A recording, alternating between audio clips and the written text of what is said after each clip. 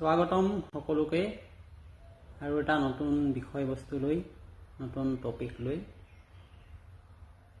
আজি আমি কিছু আলোচনা কৰিম ইতিহাসৰ অন্যতম গুৰুত্বপূৰ্ণ এক টপিক কেবিনেট মিছন। ব্ৰিটিছ চৰকাৰে ভাৰতক স্বাধীনতা দিয়াৰ আগতেই ক্ষমতা হস্তান্তৰ, সংবিধান প্ৰস্তুতি আৰু ভাৰতৰ ৰাষ্ট্ৰীয় গঠন সম্পৰ্কে সিদ্ধান্ত ল'বলৈ 1946 চনত কেবিনেট মিছন প্ৰেৰণ কৰা কথাটো আমি জানো। এই কেবিনেট মিছনেই ভাৰতক স্বাধীনতা দিয়াৰ পথ এটা নিৰ্দেশনা দিছিল। কেবিনেট মিছনৰ মুখ্য তথ্যসমূহ আমি যদি আলোচনা কৰোঁ ভিন্ন পইণ্ট হিচাপে প্ৰথমেই ক'ব লাগিব কি উদ্দেশ্যে প্ৰেৰণ কৰা হৈছিল, কোনে প্ৰেৰণ কৰিছিল। 1946 চনৰ মাৰ্চ মাহত কেবিনেট মিছন ভাৰতলৈ আহে। ইয়াৰ অন্যতম উদ্দেশ্য আছিলে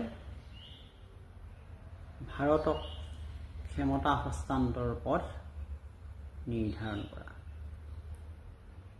ভাৰতৰ সংবিধান কেনেকৈ প্ৰস্তুত কৰা হ'ব তাৰ এক ৰূপৰেখা নিৰ্দেশ কৰা। স্বাধীনতা দিয়াৰ প্ৰস্তাৱ কেনেধৰণে আগবঢ়াব লাগিব তাৰ এক ৰূপৰেখা প্ৰস্তুত কৰা।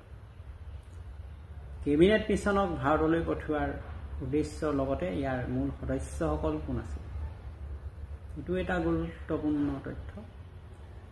এই মিছনটোৰ নেতৃত্বত আছিল 3জন ব্ৰিটিছ কেবিনেট মন্ত্ৰী। প্ৰথম আছিলে লৰ্ড পেট্ৰিক লৰেন্সৰ কথা ক'ব লাগিব। দ্বিতীয়তে ছাৰ ষ্টাৰ্ভ ক্ৰিপ্ছ। তৃতীয়তে A.V. আলেকজেণ্ডাৰ। তেওঁলোকে যি কেবিনেট মিছন কেইবাটাও প্ৰস্তাৱ দাঙি ধৰিছিল, এই প্ৰস্তাৱসমূহ আছিল এনেধৰণৰ, আমি আলোচনা কৰিলে উল্লেখ কৰিব লাগিব এইধৰণে: ভাৰতক ডমিনিয়নৰ মৰ্যাদাসহ স্বাধীনতা প্ৰদান কৰাৰ কথা কৈছে। আৰু মুছলমানসকলে দাবী কৰি অহা পৃথক যিটো সংবিধান, এই সংবিধান সভাৰ দাবী তেওঁলোকে নাকচ কৰিলে। পৃথক ভোটাধিকাৰৰ দাবীও কেবিনেট মিছনে গ্ৰহণ নকৰিলে। এটা গুৰুত্বপূৰ্ণ প্ৰস্তাৱ আগবঢ়াইছে যে ভাৰতীয় সংঘ গঠন কৰা হ'ব। আৰু ভাৰতীয় সংঘ গঠন কেনেধৰণে হ'ব, এইটো এটা অতি গুৰুত্বপূৰ্ণ কথা আছিলে। এই ভাৰতীয় সংঘত ব্ৰিটিছ ভাৰত আৰু দেশীয় ৰাজ্য অন্তৰ্ভুক্ত বিলাক থাকিব, সৰু সৰু ৰাজ্যবিলাক। সংঘৰ ওপৰত নিয়ন্ত্ৰণ কৰা হ'ব 3টা বিষয়ত: বৈদেশিক পৰিক্ৰমা বিষয়, বিদেশৰ লগত যিটো ৰিলেশ্যনৰ কথা জড়িত হৈ থাকিব। প্ৰতিৰক্ষাৰ কথা আছে, দেশৰ প্ৰতিৰক্ষা, যোগাযোগ কমিউনিকেশ্যনৰ যিটো ট্ৰেন্সপৰ্ট ছিষ্টেম। বাকী যিবিলাক বিষয় থাকিব সকলো বিষয় প্ৰদেশ আৰু দেশীয় যিবিলাক ৰাজ্যসমূহ সেইবিলাকৰ মাজতে অন্তৰ্গত হ'ব। সংঘৰ গঠন কেনেকৈ হ'ব, ক্ষমতা কেনেকৈ বণ্টন কৰা হ'ব, ইও গুৰুত্বপূৰ্ণ এটা প্ৰস্তাৱ আগবঢ়াইছিল। লগতে বিধায়িনী দল, কাৰ্যবাহী বিভাগৰ কথা আছিলে, যে সংঘৰ ভিতৰতে এটা কাৰ্যবাহী বিভাগ থাকিব আৰু প্ৰদেশ ৰাজ্যৰ প্ৰতিনিধিৰে গঠিত যি বিধানসভা আছে এই বিধানসভা থাকিবই। ইয়াৰ যোগেদি ভিন্ন সিদ্ধান্ত গ্ৰহণ কৰা হ'ব। সাম্প্ৰদায়িক বিষয়ত সিদ্ধান্ত ল'বলৈ 2টা প্ৰধান সম্প্ৰদায়ৰ, হিন্দু আৰু মুছলমান, 2টা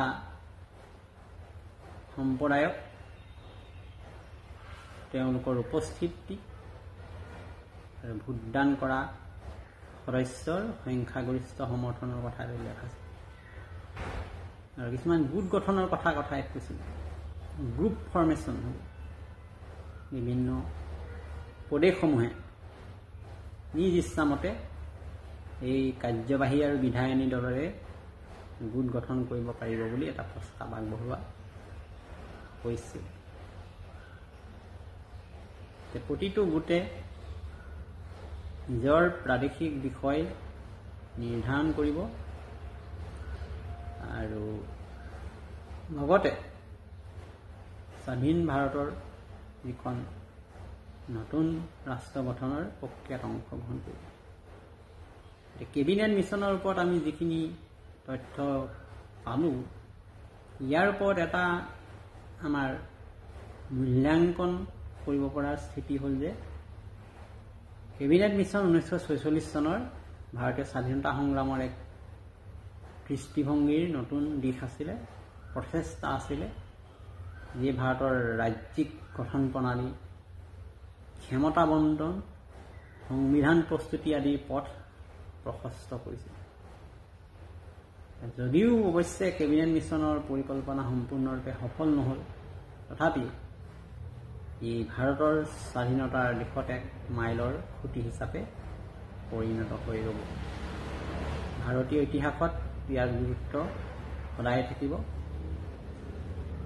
গতিকে ইয়াৰ ওপৰত ভিত্তি কৰি আমি এই তথ্যখিনি সঠিক উত্তৰ লাভ কৰিম যে কেবিনেট মিছন কিয় আহিছিলে, কেতিয়া আহিছিলে, কোন কোন সদস্যৰে কেবিনেট মিছন গঠন হৈছিলে, কোনে কেবিনেট মিছনক নেতৃত্ব দিছিলে, কেবিনেট মিছনে মুছলমান লোকসকলক বা মুছলিম লীগৰ লগত আলোচনা কৰি কোনবিলাক দাবী নাকচ কৰিলে, এই বিষয়সমূহ ইয়াত প্ৰতিফলিত হৈছিল।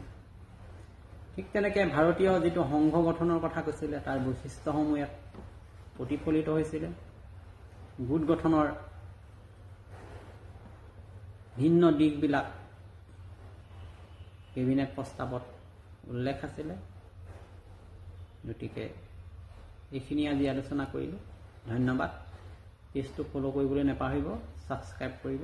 লগতে জ্ঞান সাগৰ চলিউশ্যন উইথ পংকজ ইউটিউব চেনেলটো ভালকৈ চাব আৰু লাইক শ্বেয়াৰ কৰিবলৈ নাপাহৰিব, লগতে ছাবস্ক্ৰাইব কৰিব। Thank you. পুনৰ অহাৰ এক প্ৰতিশ্ৰুতিৰে